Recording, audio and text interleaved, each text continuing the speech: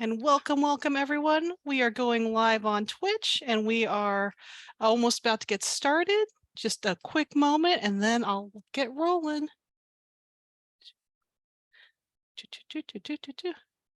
And then welcome everyone. As you come in, let me know where you're from, what's last game you played. That way we can get a chance to introduce each other to each other and have a really good session today.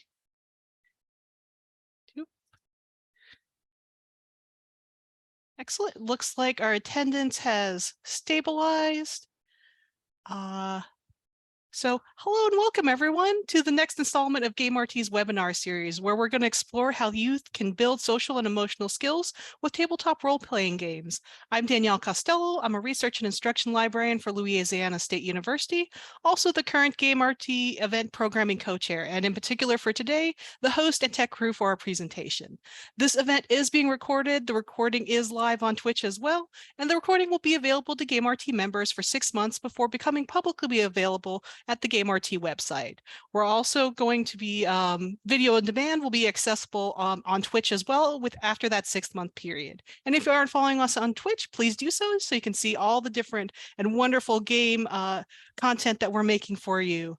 For anyone previously not familiar with GameRT, we are the Games and Gaming Roundtable of the American Library Association. Our mission is to promote games in libraries, whether it's programming, collection development, community building, prototyping, playtesting, research, scholarship, all those good things. We are here to support our librarian community in those areas. GameRT has 2 professional development series, a webinar series and a learn and play series. These events usually alternate each month. And before we start today's webinar session, I want to let you know about some upcoming events. Carolyn, if you'd progress the slide, please. So next Friday, we're going to have our Super Spectacular, where we've partnered with our other roundtables, GNCRT and FMRT, to discuss our favorite super media. We'll learn about games, graphic novels, films, and get your superpowers activated in this wonderful session. The Friday following that, we're going to have a learn and play low stress, high mayhem session where we're going to play an actual game to discuss it and how it can be used in library programming. For this session, we're going to be playing the RPG, I'm sorry, did you say Street Magic? A GM-less city building story game for 2 to 6 players that runs 3 or more hours. Discover and imagine a city filled with life, vivid details, packed with a myriad of neighborhoods, landmarks, and residents. Discover their true names and ways they intersect, and then set events into motion that will change and alter their relationships. It says up to 3 hours. We'll be playing for just 1 hour, friends. And then finally, we're going to also have a learn and play in May, later in May, where we're going to be exploring the ancient game of backgammon. There we go. Over 5,000 years old and developed in Mesopotamia. See how it's learned and learn a little bit about the history and how to inspire modern audience by rediscovering games that have kept our ancestors entertained for millennia. Now, that all said, there will be a Q&A after the session today.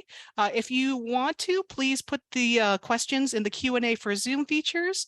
If you're in Twitch, no worries. I will grab your questions from chat and then give them to the presenter. For this session, our presenter will be going over a wide variety of articles and resources. Do not worry, or you will not miss anything. We have a resource document that will be posted in chat for you to be able to collect all those kinds of things. So just listen in. That all taken care of, let me introduce our presenter today.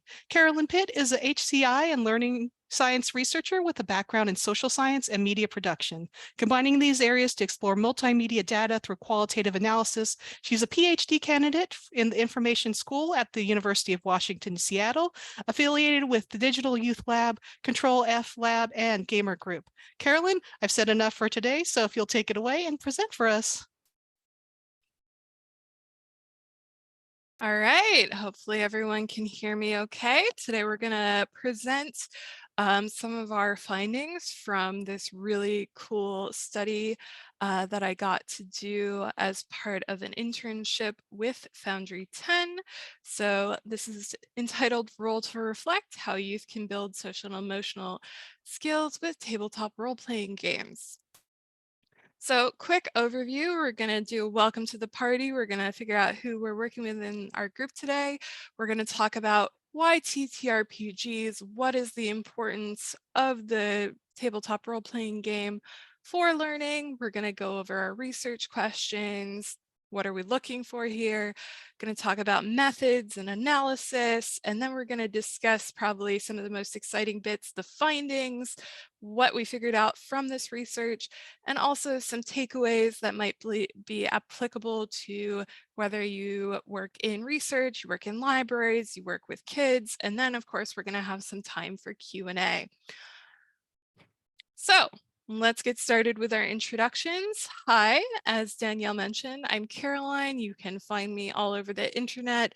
I'm pretty easy to Google. My Twitter handle is Caroline R. Pitt. I do a lot of fun research with youth. I really enjoy it at the University of Washington Information School, and I see some of my fellow iPhDs and colleagues in the audience, so that's really fun. We have some great collaborators. So this research was a collaboration between Foundry 10 and Game to Grow. Both of these are Seattle area organizations, but I'd like to thank my co-authors on this white paper, as well as the Game to Grow staff, current and former, who really helped with a lot of this research. They're excellent. I believe Adam is here, but so hopefully he'll say hi at some point. So Foundry 10 is a Seattle-based organization. They have this really great philanthropic focus, do some really cool research and programming around learning and value for youth. So lots of fun research going on there. And then we have Foundry 10, which is a really, Game to Grow. Words are hard today, apparently, that focuses on therapeutic applications of games.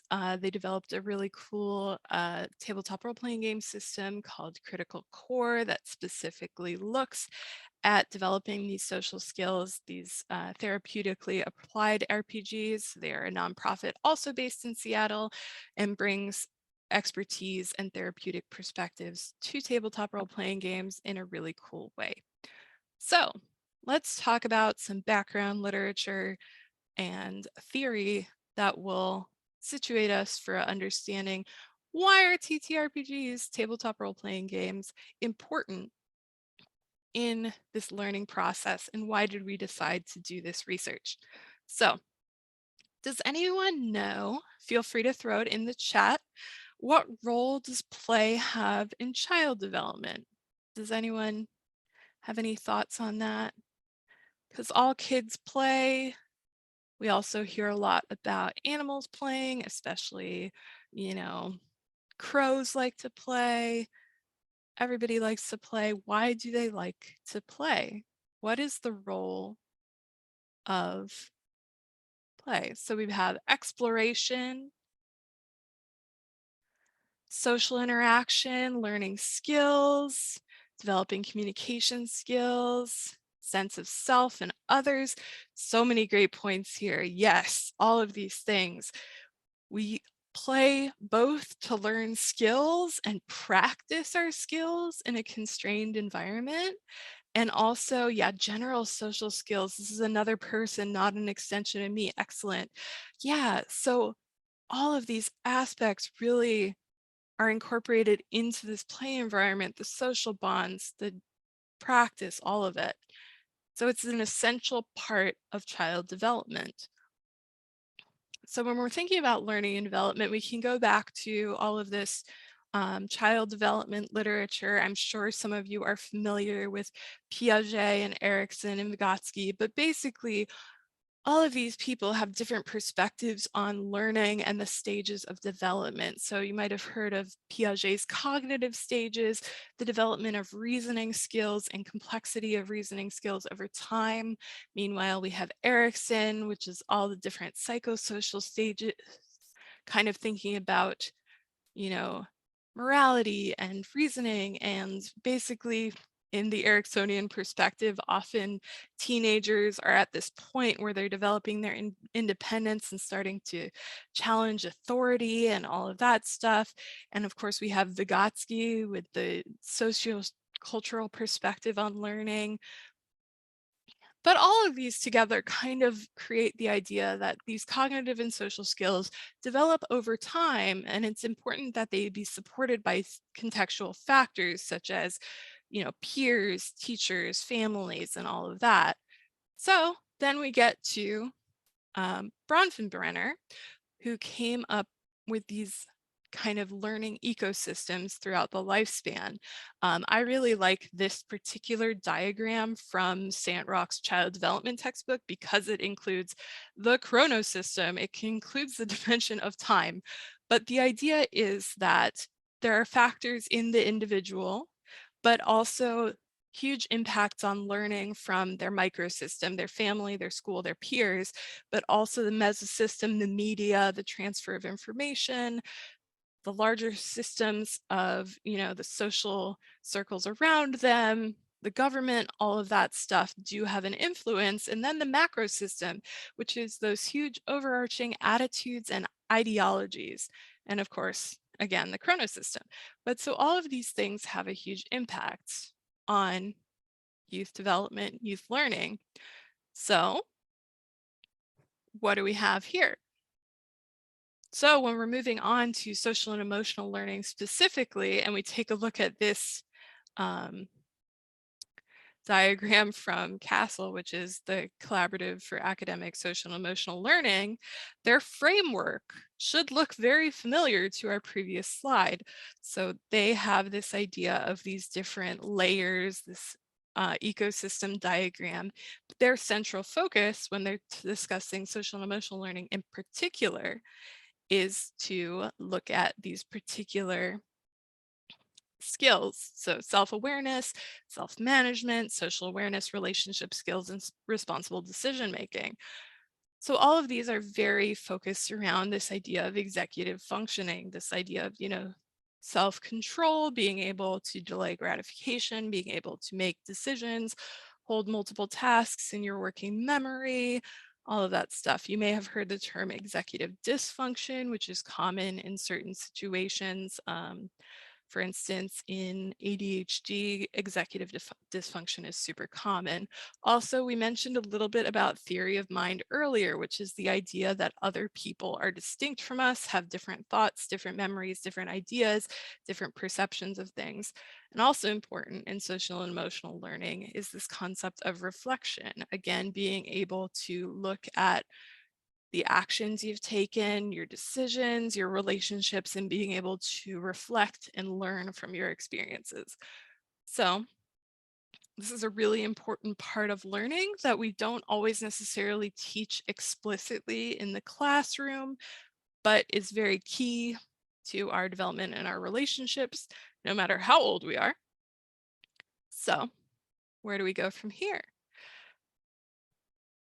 So we've been talking about all these nested diagrams, all these spaces, the importance of different types of learning. So now let's bring games into it. The idea of the magic circle. Has anybody ever heard of the magic circle?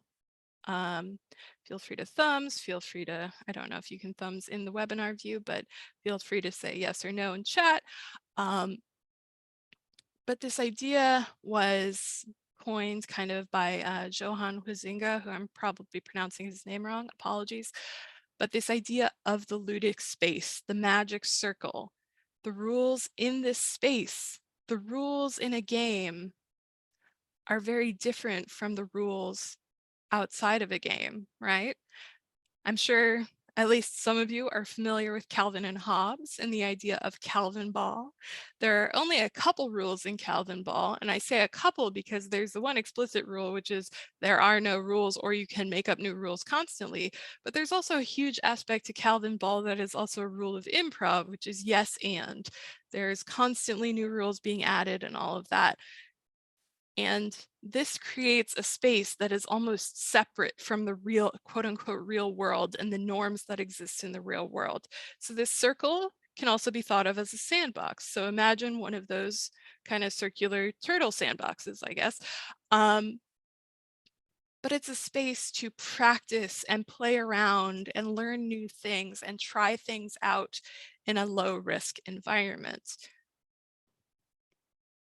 So We have our magic circle. Now let's bring TTRPGs in, our tabletop role-playing games. I'm sure a lot of you are fans of tabletop role-playing games and probably familiar with some of this, but for those who aren't, there is a complex history of tabletop. So there's the aspect of wargaming, and we talked about the importance of play and games and practice, much like how a lot of carnivores have practice in hunting and fighting.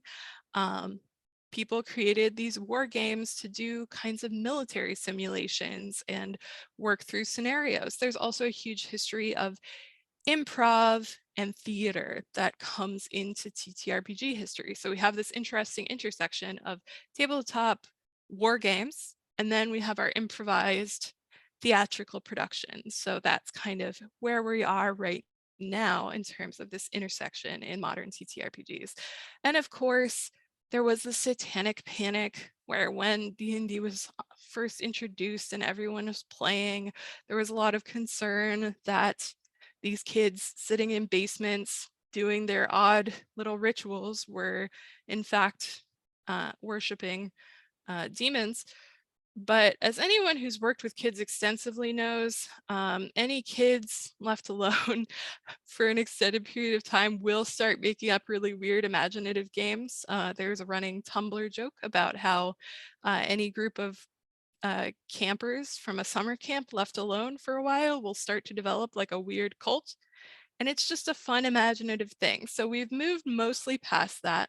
But there is still a lot of concern among certain groups of people about the implications of a game where you do a lot of fairly violent actions and there's demons involved. But there are a lot of TTRPGs, lots of tabletop games that don't involve that. There are games that involve more fighting, less fighting. There's options for every potential group. So tabletop has evolved significantly. It's become much more popular in the public eye. There's lots of different options out there. There's games specifically designed for kids, for teens, for any type of gameplay. So while we do often focus a lot on Dungeons and Dragons because it's the most widely recognizable, we should also be aware of everything else out there.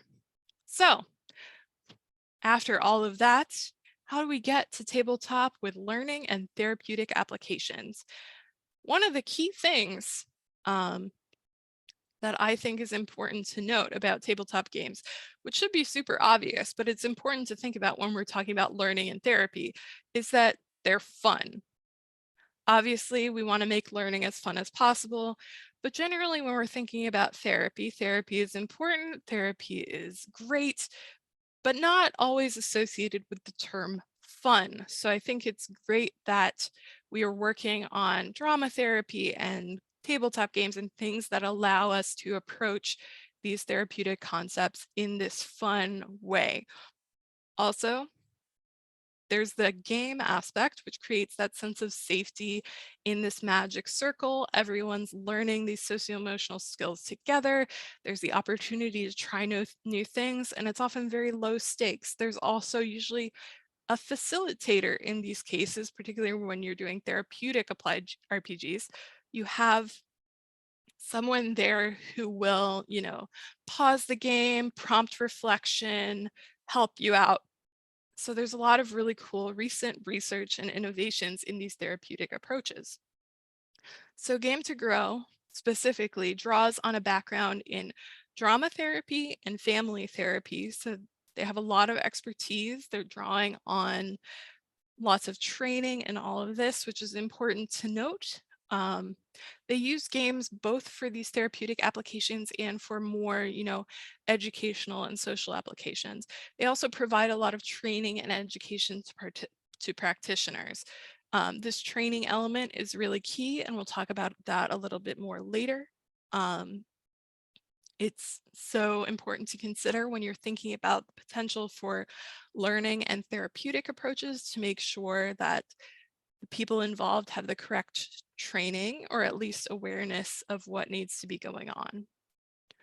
So now the more recent situation, we all are familiar with the impacts of COVID-19 and the whole process of everything suddenly moving online.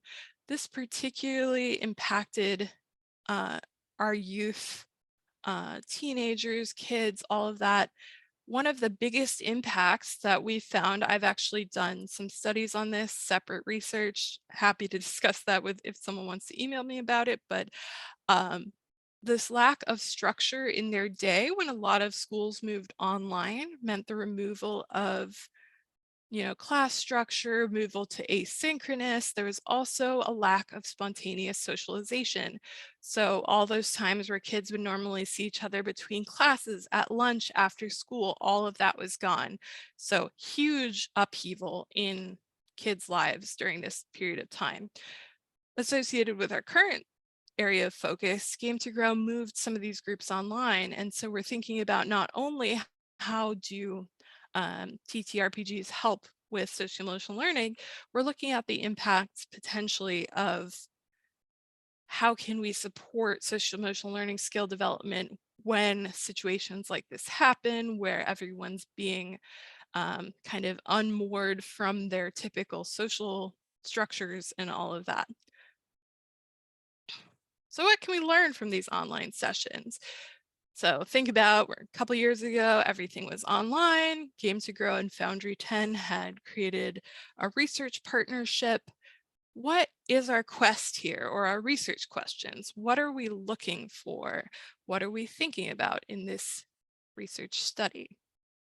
So our first research question focuses on, what group problem solving behaviors and social emotional learning skills do we see amongst these youth in these programs?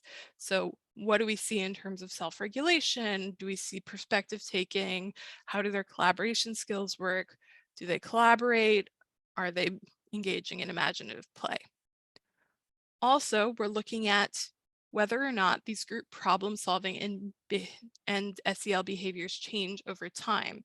For instance, earlier on in a campaign, are there fewer of these behaviors? Do they increase throughout the campaign process? So beginning of the campaign, all the characters have just met. End of the campaign, they've slain the big bad and, go off for more adventures. So do those behaviors change throughout the course of that experience? All right, so let's get into kind of the nitty gritty of how we conducted this study. So I'm going to go into some detail here, going to try not to get too bogged down in kind of the jargon, the academic jargon, and try to explain all my terms. If there's any clarification needed, please ask. So the setting and structure of the study. So these D&D groups were online, modified variant of D&D, some small adjustments to make it easier for the youth to play. It was a 10-week campaign with one session per week. The same adventure was played by all the groups. The adventure was from the Critical Core system developed by Game to Grow. And here we have an image from the Critical Core system, really cool art. The participants who were involved, there were 4 adventuring parties, so 4 groups. Each group had 4 youth, though some days not all of the youth were in attendance. There were 2 facilitators, each of them had 2 groups. As you can see here, it was heavily boys, majority boys, which we'll discuss in terms of the limitations later. But the facilitators were trained practitioners. In this case, they were the co-founders of Game to Grow, Adam Johns and Adam Davis, so the Adams. These groups, it should be noted, were not specifically therapeutic applications. These were volunteer participants who were not there for a therapeutic approach to RPGs, just for the social and study aspects. So for our procedure, as we said, 10 sessions, 1 per week. Each session was 90 minutes. So they'd start with a check-in check-in question. This prompted some engagement with, getting into the mindset of their character or reflecting on what had happened. And they jumped into the session by summarizing the previous things together. They'd play some, and then there would be check-out questions to prompt reflections. And afterwards, the facilitator would note down things about each participant and what they'd done, if there had been any significant moments, and all of that. In terms of the data collection, these were hosted on Zoom, which, as we know, makes it a little bit easier to record things. Um, the video and audio were recorded because video is great for nonverbal actions. For instance, rolling dice, um, exaggerated reactions. So like if there was a success, like if someone did a very large gesture, or if someone was annoyed and like got up and walked away from their computer. Audio is also very important for assessing tone. So you don't just want to work with a transcript here because there's so much nonverbal communication happening. We also have the notes from the facilitators as well. There's also some additional data which was used to just verify certain things about the participants from a larger research program between Foundry 10 and Game to Grow, where they'd done interviews with some parents and some of the participants. It's also important to note that all of this research was cleared by the Foundry 10 IRB and Game to Grow, and everyone involved had training in research ethics. So we were all familiar with working with data and making sure to, anonymize and participant safety and all of that. So our approach to analysis. When you're working with transcripts and video, there are a number of ways you can analyze them. In this case, we're looking at a very intensely qualitative approach. So we're looking for emergent themes here. This means we want to explore the data, really understand what's going on. It's also a more flexible approach. So if there's something new and interesting that we weren't expecting, it's easy to add a qualitative code or annotation for that. We're also using an interaction analysis approach. So this was developed in the learning sciences specifically for looking at video data. It allows you to look very closely at certain moments, look at the interactions between individuals, and allows you to focus on critical events. So certain approaches to qualitative coding are more about code counts, like how many times does something occur? Whereas in this case, we're looking for more critical moments, pivotal moments, moments where there's a breakthrough, a revelation, a really interesting reflection. We also engaged in a process of consensus coding, which I'll talk about more in a moment. So, data selection. We're looking at 90-minute sessions, 10 sessions across 4 groups. That's a lot of minutes of data. And if we're looking at it in a very close interaction analysis way, and we want to look at what happens over time at the beginning and the end of the campaign, we want to curate our data and boil it down to what is most important to look at here and what is going to show us the contrast that we want to see. So we're going to focus on the behaviors.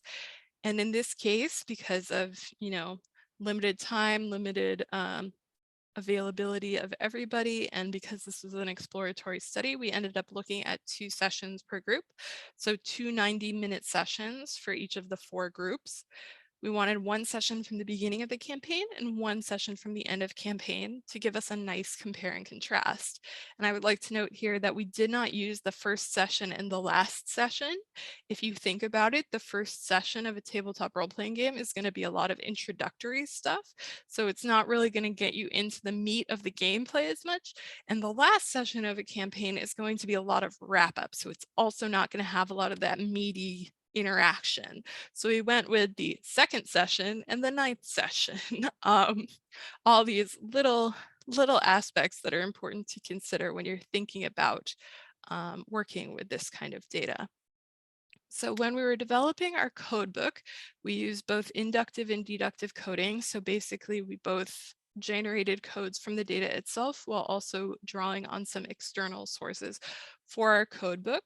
For those of you who are not familiar with qualitative coding, basically a system of going through data and labeling it with certain codes, which are certain key themes that we find, and from those being able to see what is happening in the data in a more condensed way than just being like, here are some transcripts. That's a lot to look through. What are the core themes that emerge from the data? So we found this as we were doing research on SEL skills and group regulation. We found this great Quan et al. Piece, which actually focused on college students working on group projects. Turns out, tabletop role-playing games, fairly similar to group projects in a lot of ways, a lot of group regulation and SEL skills that are quite similar to what you do in a tabletop role-playing game. We also drew on the Critical Core Facilitators Guide because it discussed a lot of the actions that the facilitators should take. So we wanted to identify, were the facilitators doing those things throughout? Were there any other things that the facilitators were doing? Additionally, we also wanted to code so that this would be easier to visualize from the coding software. What part of the session did these actions take place in, at the beginning, end, or middle of the session? Were the utterances that we were coding, the statements we were coding, in or out of character? For instance, did someone say, I kicked down the door, or did they say their character kicked down the door? Was it in character, out of character? Or was it unclear? We also wanted to know who said the thing. Was it a youth participant? Was it the facilitator? We also wanted to know what prompted the statements that we were coding. So was this said in response to the facilitator or to another participant? And also, you always, when you're doing this kind of qualitative work, you often have a code for specific moments that you want to call out, because you know you're going to write this up later. So you want to highlight, the quotes that you really, really want to make sure people get to read. So the process for this, we had a group of coders, and each transcript from these sessions was coded by 2 people. There would be a primary coder and a secondary coder. Basically, this is to go through and make sure that both people were seeing the same things in the transcript, because when you're doing qualitative coding, you are the instrument, essentially. Instead of having, a statistical test or a survey or measure, you are the instrument. And instruments are created by people and are also a degree of abstraction, and I could go on that tangent for a while, but I will not. Code disagreements were discussed and resolved, which is the consensus coding process. There's a number of ways of assessing code reliability and code agreement. There are some great pieces, for instance, McDonald et al. About iterator reliability, if you are particularly interested in the coding process itself. So now we get to the part that people are probably most excited about, what we actually found here. So you're going to roll an investigation check to figure out what we found. So a few major themes for youth that we found through this data. One was that they were really interested in exploring group roles, and over the sessions, they developed a sense of, their role in the group, how they interacted with others, got much better at those teamwork aspects. There was also a lot of opportunities to use interpersonal conflict to learn. So they might get in arguments, but this often ended up as being a teaching moment, an opportunity for them to practice those conflict resolution skills, practice argumentation and reasoning and all of that. They also got a chance to reflect on the benefits of teamwork, and a lot of times they would have realizations about the importance of teamwork in the game. So, for instance, we'd find utterances like, these times I wish Christopher were here. Yeah, because he always takes the chance and goes first. So they're saying that this member of the group is not here today, and they're really kind of sad about that because he's the one who always kind of takes initiative, takes the chance. So he's the risk taker in the group. And the other group members miss him because of that. So that was really great thing to see. They're really thinking about the different group roles. They're thinking about the ways that different group members contribute. In terms of conflict, there's a number of different moments where conflict came up. There's another great example where two characters end up having a backflip competition to prove that one is more athletic and better than the other, and it turns into a whole thing and they have to roll for it, and the facilitator is helping them sort this out.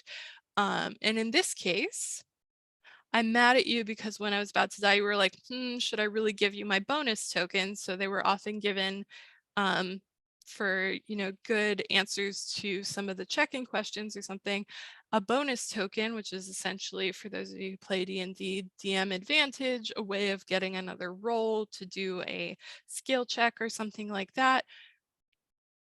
So this, uh, you know, this participant is angry because the other participant wouldn't give him the bonus token, and the other participant is like, this was not a good use of my token, you're jumping off a cliff. So this idea of, hey, this is a conflict, but this is also a really great teaching moment because it's an opportunity to tell these participants, like, hey, if you notice that your fellow party member is not making a wise decision, perhaps you should address that with them earlier. Perhaps you should address that in character by telling them that you don't think that's a good idea instead of just waiting for them to do it and then being mad at them. Like these kind of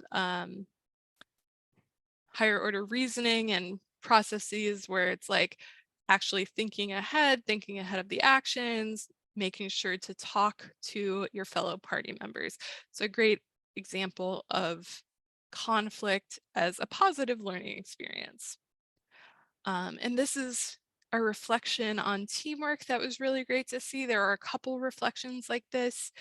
Um, Basically, this participant is reflecting on how when everybody is on the same page, so they're saying when two people are joking around and the other two are serious, it's not fun because there's kind of a collision of, you know, goals here. Two people are just there to be silly and the other people are more serious. But if everybody's on the same page and in a role play mood, this participant, Joshua, is saying, we're a really epic team and, get to do all these cool things.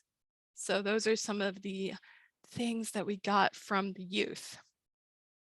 In terms of the facilitator, we saw also a number of interesting occurrences. Some of you may be familiar with that game master and storyteller are two terms that are used for the people who run the game, depending on the system you're playing. In this case, when we're looking at game master versus storyteller, we're thinking about game master as more of someone who focuses on the mechanics. So the game master role is more of looking at the mechanical clarifications and that sort of thing, helping the youth with their characters and all of that. Whereas storytellers, there's more narrative elements and being the NPCs and all of that. Then there's referee, which we see with the conflict, interpersonal conflict a lot, sorting things out. And then also teacher, having those moments of reflection and intervention and letting people know. There's also a really key point of when to intervene here. So we had two very experienced facilitators, and they would often let some of the conflicts go for a while to see if see if the youth could sort them out themselves. And then they would intervene if they saw that this argument was not going anywhere. So knowing when to intervene is a really crucial thing. I'm sure some of you who have teaching experience or are parents might be familiar with this phenomenon. There's also a lot of opportunities for scaffolding. So from Vygotsky and sociocultural learning theory, this idea of scaffolding is when you provide supports and help to youth, they might be able to do actions and activities that they were previously unable to do because you're providing them with support. So if you provide them with prompts for reflection, if you help them with certain character actions and help them with their collaborative skills, they might be able to get further than they would be able to on their own. So here's an example of an important quote from one of our facilitators, just reminding the youth that this is a collaborative game and the success of the group reflects on you and your success reflects on the group. So nobody is working by themselves in a game of Dungeons and Dragons. Ideally, it's possible. I'm sure all of us who play D&D have unfortunately played with someone who might not be in the teamwork spirit, but uh, overall, that's the goal of the game. So in terms of this study, there were definitely some limitations. There were a relatively small sample size, 4 groups with 4 participants each. Additionally, as I mentioned earlier, the participant group was not incredibly diverse. It was fairly Caucasian and fairly male heavy. So that is something to be aware of. Also, because this was an online session and it was not a therapeutic session particularly, this was a different population than Game to Grow's main focus area, which is on those therapeutic interventions.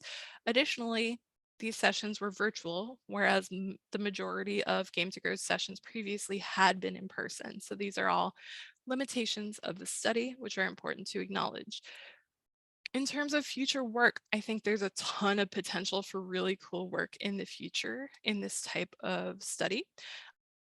Longer campaigns, more to diverse groups of people, different populations. I know Game to Grow and other organizations are working with veterans and military and prisoners and different age groups and all of that. There's also a lot of potential to explore various facilitation strategies, especially given that this study worked with 2 very experienced facilitators.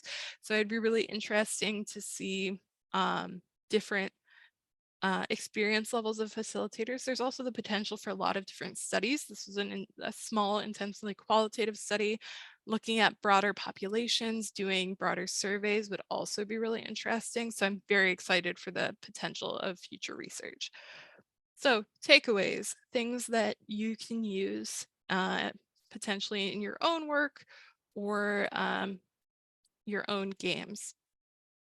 So some of the key findings: facilitators play an extremely critical role. And yes, I'm making a terrible joke there for those of you who know that, um, know what critical role is. But the facilitators played an essential part in keeping the game going, managing the conflicts, helping the youth and all of that. And that's really important when you're thinking about running TTRPGs with kids, is you want to make sure that whoever the facilitator is has the skill set for that. There are some people who are great at running games, but are not necessarily great with kids. There are people who are great with kids who might not be able to run a D&D game. Perhaps they can be co-DMs or something and work together, but you really want to think about that when you're thinking about facilitation.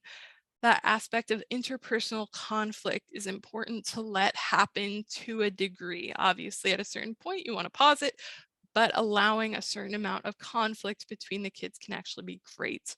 The magic circle of RPGs, as we talked about, is a really great sandbox for those mistakes and practice. So allowing kids to try out new skills, try negotiating with a shopkeeper, try, de-escalating a combat situation. All of these are skills that might be important in their, day-to-day lives that they can practice here. And also scaffolding can allow this complex reflection practice. Those prompts, those engagement with those executive function skills can be facilitated, even though a kid might not on their own reflect on the importance of teamwork, you can help them do that. Oh yeah, Rachel Polari is making sure to let us know that Game to Grow also runs youth TTRPG groups for foster and adopted populations, as well as LGBT plus groups. And they have a specific gender plus group specifically for trans and non-binary participants run by trans facilitators. So that's great to know as well. Kind of related, since Game to Grow has a lot of focus on youth mental health and therapeutic applied RPGs, we do want to make sure to acknowledge that youth mental health is extremely complex. I've done some research in this area about teens' experiences during COVID-19 and well-being with technology and all of that. We have to be very aware of the complexity of youth ecosystems. So they're constantly interacting with different groups of people. COVID-19 and teenage life in general is a very pivotal time. Technology has a really complex role in this. In this case, for this study, they were working online, which is a very different situation than a normal in-person RPG game. I know, for instance, um, depending on, the level of concentration and connectivity issues and all of that, it can create more of an issue. Um, but we need to be aware that socialization and mentorship can be particularly key for youth mental health. And I think tabletop role-playing games in their, fun and interactive and collaborative element can provide a really excellent support system for youth mental health.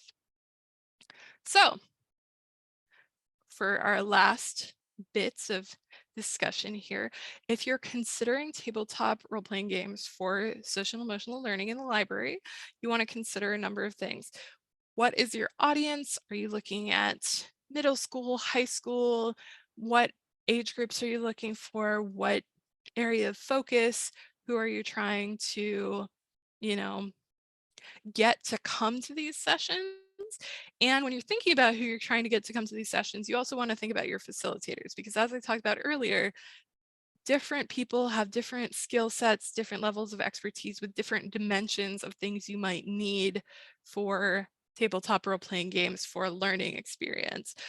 There are a lot of people who are great at running tabletop games, but might make them too scary or not simplified enough for younger participants, whereas there might be people who are really great with young participants but aren't as familiar with the game mechanics. So obviously there might be opportunities for training, cross-training, collaboration there. Consider what materials you might need. There's a lot of free resources out there. There's also a lot of game companies who, if you reach out to them and say, hey, I'm running a library program or I'm running, an after school program, there might be an opportunity there for them to send you stuff. And you also want to consider what you expect out of these sessions. You don't want to set the bar too high, especially when you're first starting out. What do you want to happen here? Do you want people to come back consistently? Do you want, a certain level of participation? Consider what you think counts as success for this type of program. And obviously, if you're going to do certain things, you want to make sure to keep those expectations at a reasonable level, because I'm sure everyone has to deal with funding considerations and all of that fun stuff. So keep it manageable, because I know a lot of you have tons and tons of work you have to do. So you don't want to overcommit, and then because your mental health is extremely important as well. So if you want more details about the white paper in particular, feel free to take a look at it here. There is both a bit.ly that will be available. It's also linked in the resource sheet. And Curtis has put the link in chat as well, so you should feel free to look through that white paper. There's also, I created a resource sheet that has plenty of links, lots of fun stuff. There's also a lot of recent books out, and by recent, I mean in the past couple of months, like March and April 2023 is when all of these books have come out. So this is extremely good timing for this. So Game to Grow's book just came out, so therapeutically applied role-playing games. Lucas Maxwell came out with Let's Roll, which is a guide to setting up tabletop role-playing games in your school or public library. Megan Connell wrote about tabletop role-playing therapy. Aaron Trammell's book about kind of the history of hobby games and geek culture in terms of privilege and race also just came out. And then I have to plug this because it's my advisor and she's great. My advisor just came out with a book on digital media's role in child development. So if you're interested in that aspect, so all of these books just came out. So if you're interested in doing some more reading, there you have some options. There's also a lot of really great resources available. So Game to Grow and Critical Core have excellent trainings and materials for this type of work. Take This is another Seattle area nonprofit that specializes in mental health for the gaming community. So they have a lot of great mental health resources. Free RPG Day is coming up in June, so there's going to be a lot of free materials available there. There's also a lot of resources directly from companies. Dungeons and Dragons actually offers like an educator toolkit. And if you're interested in connected learning and learning theories, there is the Connected Lib toolkit available online as well. So thank you so much. Feel free to submit any questions you have. And here are newsletter signups for both Game to Grow and Foundry 10 and my contact info as well.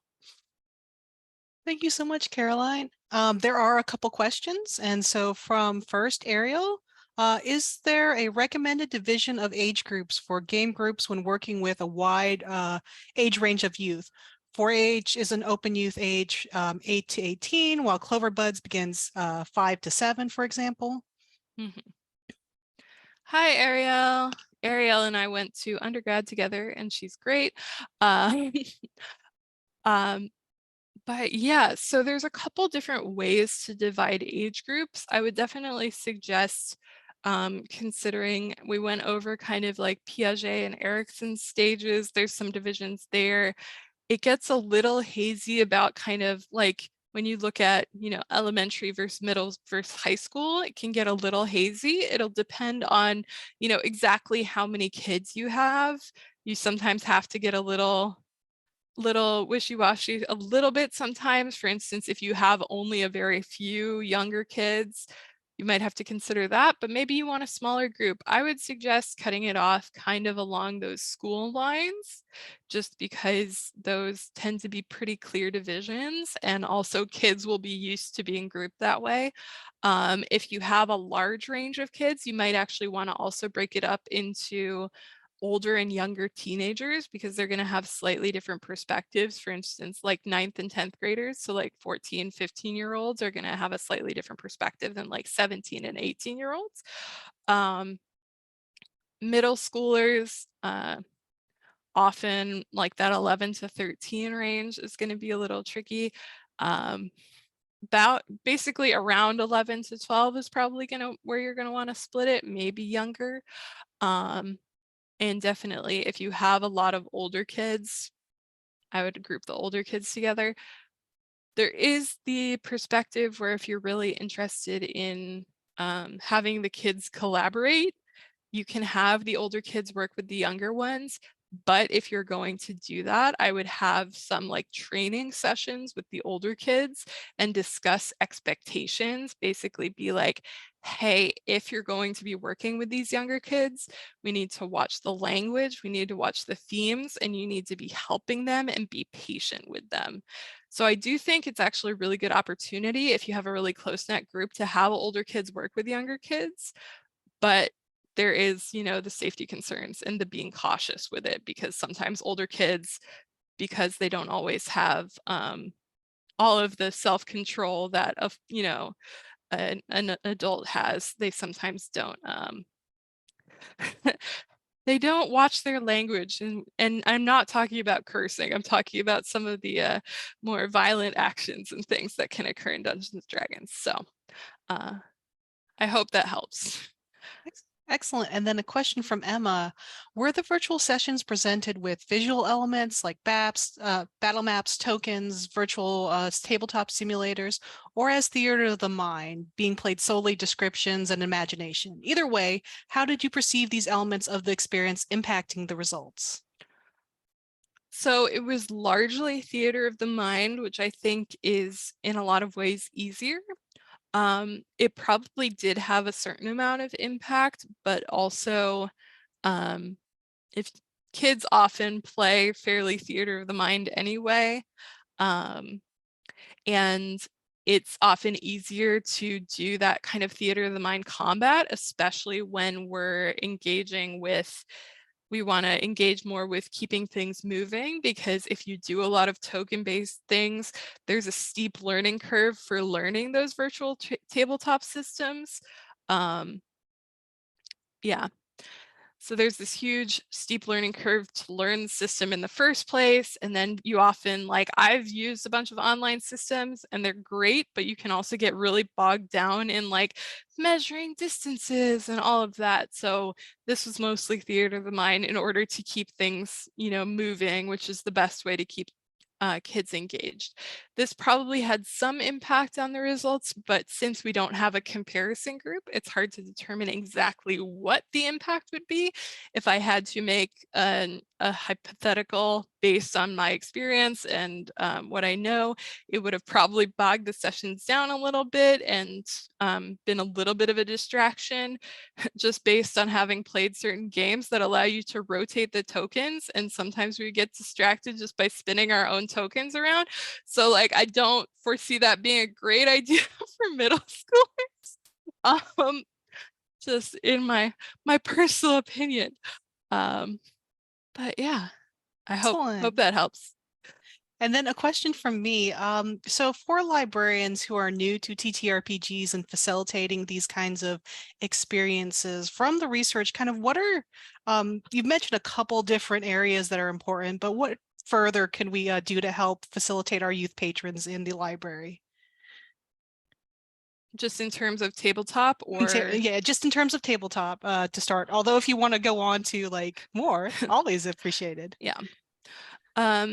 So if you're new to tabletop, I would definitely suggest taking the opportunity to read up a little bit on the systems. Like, you don't have to fully immerse yourself, but just getting familiar with some of the terminology will be really helpful. And of course, kids just love being listened to and the enthusiasm. So like, just really engage. If they want to tell you about their characters, just like listen to them, engage with them. And if you're interested in running a group for youth, I would definitely suggest, there are a lot of really cool systems and fairly simple ones.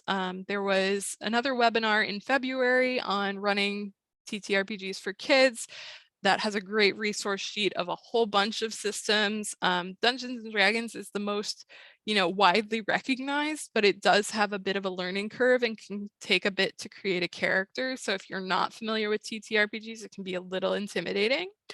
Generally, just the enthusiasm and the wanting to do it. Like, kids know when you're genuinely enthusiastic about something. So really having that enthusiasm and that caring and all of that stuff, I think, goes a really long way to working with kids. Even teenagers who will put up this whole front that they don't care, like, if they're passionate about stuff and they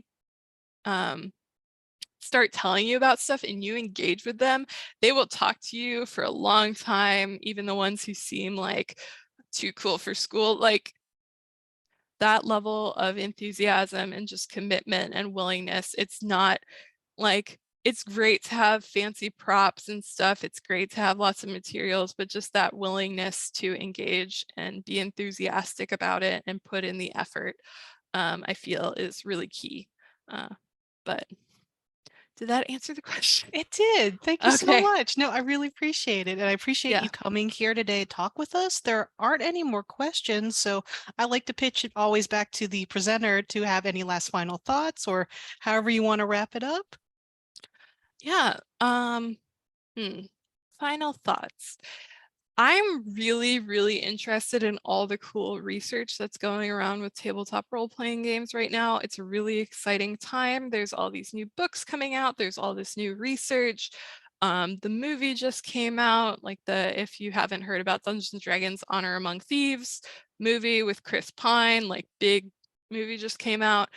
So a lot of, and between that and Stranger Things and everything else, there's this big D&D renaissance, and I think D&D and other TTRPGs have a lot of potential to be a very excellent way of supporting youth. And it's not necessarily that I think they need to be implemented in all classrooms, but I think it's a really great opportunity for after school programs, for libraries to provide this collaborative environment for kids and this way of socializing that allows them to practice these skills. And of course, there are even more skills that D&D helps support that we didn't discuss today. For instance, there's a lot of number sense and math skills that go into D&D. There's a lot of reading comprehension. There's a lot of, thinking about, different aspects of balance. If you're playing with encumbrance, if you're playing with, money, like there are tons of skills that you can practice through tabletop. So I think it's a really excellent opportunity, and there's also broader studies into gamification. There's so much interdisciplinary research we can draw on. And I love research, and I love things that are fun. And I think there's a great Hank Green quote that, important doesn't mean serious. Fun can be super important. So I like having really important fun. So that's kind of what I want to leave you with. Please go have very important fun. I love it so very, very much. Thank you so much, Caroline. Thank you so much, audience. This has been Game RT Webinar, and we'll see you next time. Bye-bye.